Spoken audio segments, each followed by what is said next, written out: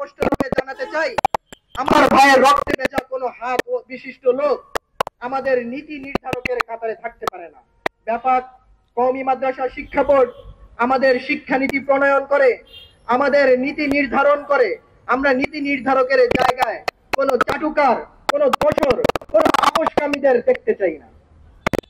আমাদের দাবি, আমাদের প্রথম দাবি ব্যাপকের কাছে, আমাদের ব্যাপকুল মাদারিসিল আরাবিয়া বাংলাদেশ কওমি মাদ্রাসা শিক্ষা বোর্ডের কাছে আমাদের দাবি হচ্ছে, ওবায়দুর রহমান খান নদভী, মৌলভী ফয়জুল্লাহ, মৌলভী আনাস মাদানী সহ আরো যে সমস্ত চাটুকার ফ্যাসিস্টের দোসররা এখন পর্যন্ত সপদে বহাল আছে, তাদেরকে অনতবিলম্বে তাদেরকে পদত্যাগ করতে হবে। আর যদি পদত্যাগ না করে ব্যাপার থেকে তাদেরকে বিতাড়িত করুন। আর যদি বিতাড়িত না করে তাহলে আমরা এর চেয়ে বড় কোনো আন্দোলন করতে বাধ্য হব। আমরা আরো একটি দাবি জানাতে চাই, গত সরকারের আমলে কওমি মাদ্রাসাকে কিনে নেওয়ার একটা প্রয়াস চলেছে। শুকরানা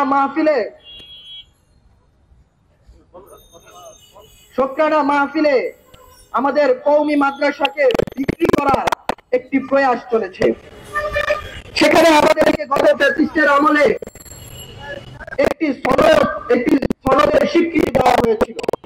নিঃসন্দেহে সনদের স্বীকৃতি একটি সুন্দর পদক্ষেপ ছিল, কিন্তু এর বাস্তব মূল্যায়ন আমরা কখনোই দেখতে পাইনি।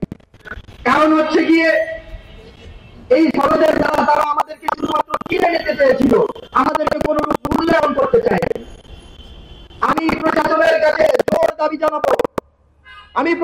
কাছে জোর দাবি জানাবো, অন্তর্বর্তীকালীন সরকারের কাছে জোর দাবি জানাবো, আমাদের এই সনদের কার্যকারিতা যেন বাস্তবায়ন হয় অতি দ্রুততার সাথে। আমাদের কওমি মাদ্রাসার ছাত্রদের সাথে এই সনদের কার্যকারিতা বাস্তবায়ন না করে একটি বৈষম্য করা হচ্ছে। 5ই আগস্টের পর এই বৈষম্যহীন বাংলাদেশে সেরকম কোনো বৈষম্য আমরা দেখতে চাই না। আমরা চাই কওমি মাদ্রাসার শিক্ষা বোর্ডের যে সনদ রয়েছে সেই সনদের কার্যকারিতা যেন যথোপযুক্ত ভাবে বাস্তবায়িত হয়। মতো করে দেব,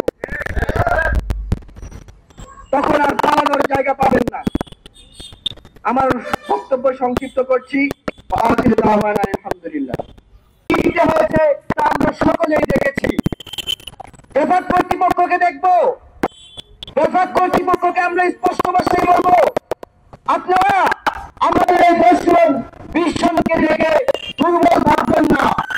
আপনারা যদি আমাদের দাবি না মেনেন তাহলে আমাদের 10 থেকে 10,000 হতে 1 সপ্তাহ সময় লাগবে না ইনশাআল্লাহ। সংগ্রামী সাথী ও বন্ধুগণ, এই বক্তব্য নিয়ে আসবেন মাদ্রাসা প্রতিনিধি মাহবুবুর রহমান। বক্তব্য নিয়ে আসবেন মাদ্রাসা প্রতিনিধি মাহবুবুর রহমান।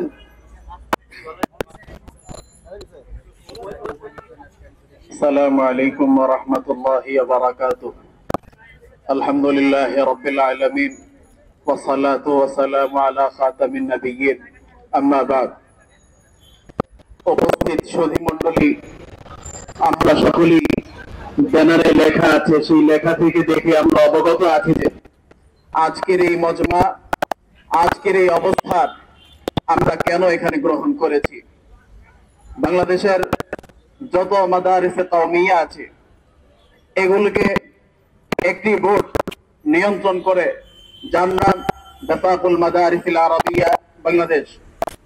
একটা মানুষের পুরোটা শরীর চলে তার মাথা দিয়ে, তার মাথায় যদি কোনো রকম কোনো একটা সমস্যা হয় তাহলে এই ব্যক্তির পুরোটা শরীর বরবাদ হয়। ঠিক তেমনি মাদারিসে কওমিয়াকে যারা পরিচালনা করবে, ব্যাপকুল মাদারিসিল আরাবিয়া শিক্ষা বোর্ড, এই শিক্ষা বোর্ডের মধ্যে যদি এমন কোন সমস্যা বা এমন কোন বিতর্কিত লোক, এমন কোন ফেসিবাদের দালাল সেখানে বসবাস করে, যারা সেখানে বসে বসে 2 দিন 3 দিন পর পর নিজেদেরকে দাবি করে অনেক বড় শিক্ষক, অনেক বড় ব্যক্তি, অথচ তিনি এই কথা জানেন না যে জাতির জনক বঙ্গবন্ধু শেখ মুজিব বলা এটা একটা আকিদার বিষয়। জাতির জনক এটা কিভাবে হয়? জাতির জাতীয় পিতা হযরত ইব্রাহিম আলাইহিস সালাম, তবে যিনি নাকি সেখানের মহাপরিচালকের বোর্ডে বসে বলেন জাতির জনক বঙ্গবন্ধু শেখ মুজিব স্বৈরাচার পতনের পরেও যিনি বলেন ওই ব্যক্তি কিভাবে সেই পোশাক পরে থাকে, এটা আমাদের বিবেকে তাসব্বুর করতে পারে না। এবং আমাদের মুরব্বিয়ানেকেরাম কিভাবে এখনো সেটা মেনে নিচ্ছেন সেটাও আমাদের বুঝে আসতেছে না। সর্বশেষ আসলো 24-এর গণঅভ্যুত্থান, ছাত্রদের আন্দোলন।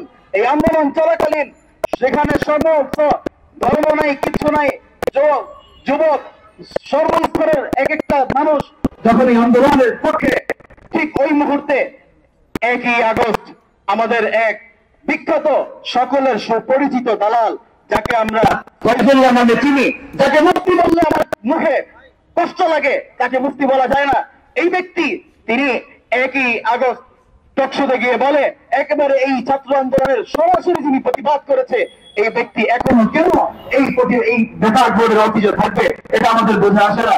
অতএব যারা তাদের কি কি কুকর্ম ছিল 2018 সাল যখন নাকি নির্বাচন হয়, ঠিক ওই মুহূর্তে তারা বিভিন্ন ভাবে আমাদের বিভিন্ন মাদারিসে কওমিয়া গুলোকে, মসজিদ গুলোকে তারা দখল করে নেয় এবং এগুলোকে কেমন যেন তাদের এক ফ্যাসিবাদের যে চিন্তা চেতনা সেগুলোকে লালন পালন করার জন্য এক একটা কেন্দ্র তারা তৈরি করেছে। 2021 সাল মোদী বিরোধী আন্দোলন, আমরা যারা মিডিয়া আছি সকলেই দেখেছি যে বিগত 2 বছর, 3 বছর, 2.5 বছর আমাদের অসংখ্য অগণিত ওলামায়ে কেরাম যারা জালিমের জিন্দা কারাগারে অবস্থান করেছে, এখনো আমাদের ওলামায়ে কেরাম সেই কারাগারে আবদ্ধ। ওই কারাগারের মধ্যে অনেকের মুক্তি, অনেকের জামিন হয়ে যাওয়া সত্ত্বেও যারা নাকি এটাকে আটকিয়েছিল সেই মুফতি ফয়জুল্লাহ, যিনি এসে বলতেন হুজুর আপনার মামলার দায়িত্বটা আমাকে দেন, আমি দেখতেছি, দায়িত্ব নিতেছি, কিন্তু দায়িত্ব নিয়ে তিনি মুক্তির ব্যবস্থা করতেন না, বরং তাকে ভিতরে আরো কিছুদিন কিভাবে রাখা যায় সেই চিন্তা চেতনা লালন পালন চেষ্টা যিনি করতেন, ওই দাজাল, ওই গাদ্দার এখনো পর্যন্ত কিভাবে বেফাকের অফিসে থাকে, এটা আমাদের ছাত্র জনতার বিবেকে তাসাউর করে না। এজন্য আমি আমাদের মুরব্বিয়ানে কেরামের কাছে আহ্বান করব, অনুরোধ করব, আমাদের ছাত্র জনতার ভাষাকে বুঝতে চেষ্টা করুন, তাদের মনের ব্যক্তকে বুঝতে চেষ্টা করুন এবং আজকে এখানে যাদেরকে দেখতে পাচ্ছি এখানে থাকে 100, তবে 100 নয়, এই 101 লক্ষতে পরিণত হবে ইনশাআল্লাহ যদি। এবং আমরা দেখেছি 2001 সাল থেকে আমাদের মাদারিসে কওমিয়ার যে সনদ, শিক্ষা সনদ, স্বীকৃতি, সরকারি স্বীকৃতি, এটা নিয়ে কাজ করা হচ্ছে। 2017 সালে এসে আমাদেরকে একটা শফিক স্বরূপ দেওয়া হলো যে নেন আপনাদেরকে একটা সনদ দিলাম, কিন্তু এই শফিক মার্কা কোনো জিনিস যদি মানুষকে দেওয়া হয় তাহলে শফিক তো স্বীকৃতি থাকে, বেকার্যকরী হয় না। ঠিক তেমনি এইরকম শফিক স্বরূপ সনদ আমরা চাই না। আমাদের ছাত্রদের এত বিভাগের ফিস, পরীক্ষার ফিস, এগুলো সম্পদের পাহাড় জমা হচ্ছে, কিন্তু কেন ছাত্রদের জীবনের মূল্যায়ন করা হচ্ছে না, কেন তাদের সনদকে নিয়ে কার্যকারী করা হচ্ছে না? এই 4 মাসে প্রতিটা সেক্টরের মানুষ প্রত্যেকের দাবি প্রত্যেকে আদায় করে নিচ্ছে, কিন্তু আমাদের মুরব্বিয়ানেরা এখনো পর্যন্ত কেন এভাবে চুপ করে বসে আছেন? আমাদের হেফাজতের 13 সালের মামলা, সেই মামলা নিয়ে এখনো পর্যন্ত এরকম কোনো পদক্ষেপ আমরা দেখতে পাচ্ছি না। আমরা আমাদের মুরব্বিয়ানেরামের কাছে আহ্বান করবো এটাকে নিয়েও তারা কাজ করে যান। অবশেষে আমি সকলকে ধন্যবাদ জানাই এবং আমাদের মুরব্বিয়ানেরামের কাছে আমি আবারও সেখানে অনুরোধ করবো তারা যেন আমাদের এই ছাত্র জনতার ভাষাকে বুঝতে চেষ্টা করেন। আসসালামু আলাইকুম। সংগ্রামী সাথী ও বন্ধুগণ, আমাদের পর্যায়ে বক্তব্য নিয়ে আসবে, এরা এখন চমকাচ্ছে, এটা আমরা সবাই দেখছি। ঠিক আমাদের এই বিষয় যারা আমাদের সঙ্গ দিবে, আমরা কোনো না হোক কোনো বিষয়ে আন্দোলন করছি না, আমাদের অধিকার, আমাদের হকের জন্য আন্দোলন করছি। সুতরাং কেউ নিম্ন কোনো মাইন্ডে এই বিষয়কে নেওয়ার চেষ্টা করবেন না। 1 নাম্বার 2, আমাদের আন্দোলনের বিষয়বস্তু হচ্ছে শুধু আমাদের কওমি ওলামা যারা, এরা প্রত্যেকেই বুঝে আমরা যোগ্যতা দিয়া কখনো মানদণ্ড করি না, বরং মকবুলিয়ত, গ্রহণযোগ্যতা দিয়েও কাজ করে থাকি।